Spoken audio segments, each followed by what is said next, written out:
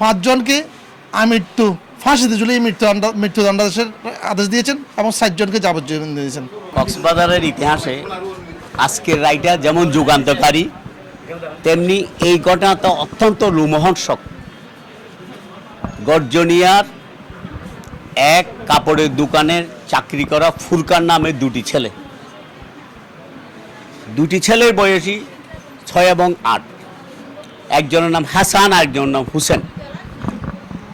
এই দুইজন ছেলেকে জাহাঙ্গীর নামক একজন লোক খেলা করার সময় পাখির বাচ্চা দেবে বলে নিয়ে গেছে।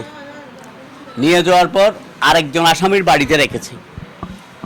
সেখানে রাখার পর তার কাছ থেকে চাঁদা মুক্তিপণ দাবি করেছে। ফুরকানের দোকানের মালিককে মুক্তিপণের জন্য মোবাইল করেছে। পরবর্তীকালে খোঁজাখুঁজির পর ফারুক নামে একজন ছেলে, যে ছেলেটা এই দুইটা ছেলের সাথে খেলা করছিল, তাদের খেলার সাথী, সে বলছে যে তাদেরকে জাহাঙ্গীর পাখির বাচ্চা দেবে বলে রৌজাশিয়া নামে একটা জায়গা আছে, ওইদিকে নিয়ে গেছে। পরবর্তীকালে বিভিন্ন জায়গায় খোঁজাখুঁজির পর অন্যান্য আসামির বাড়িতে গিয়ে খোঁজ করেছে। দেখা গেছে এই ছেলে দুইটাকে মুখের মধ্যে কাপড় দিয়ে হত্যা করে ড্রামের মধ্যে রেখেছিল। পরবর্তীকালে সেখান থেকে নিয়ে গিয়া রৌদাসিয়ার উপরে বহু দূরে ছেলে দুইটাকে মৃত অবস্থায় শুয়ে রাখছিল। মামলা করার পর পুলিশ তদন্ত করে আসামিদের গ্রেফতার করে। একজন আসামি 164 ধারা জবানবন্দি প্রদান করে।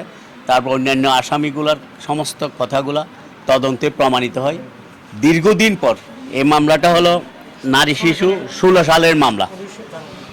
19 জানুয়ারির ঘটনার পর মামলা সাক্ষ্য প্রমাণে রাষ্ট্রপক্ষ যথাযথভাবে বাদীপক্ষের সহযোগিতায় সাক্ষ্য প্রমাণ দিয়ে আজকে মামলায় রায় দিয়েছে। এটা কক্সবাজার ইতিহাসে একটি যুগান্তকারী রায়। এই কারণে আমি বলবো, একই সাথে দুটি শিশুকে হত্যার দায়ে 5 জনকে আমৃত্যু কারাদণ্ড দিয়েছে। ফাঁসিতে ঝুলিয়ে মৃত্যু সাথে সারা জীবন তাদেরকে জেলে থাকতে হবে।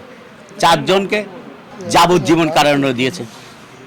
একজন আসামি শিশু ছিল মোবারকা, তাকে এই মামলার দায়িত্ব থেকে অব্যাহতি দিয়েছে।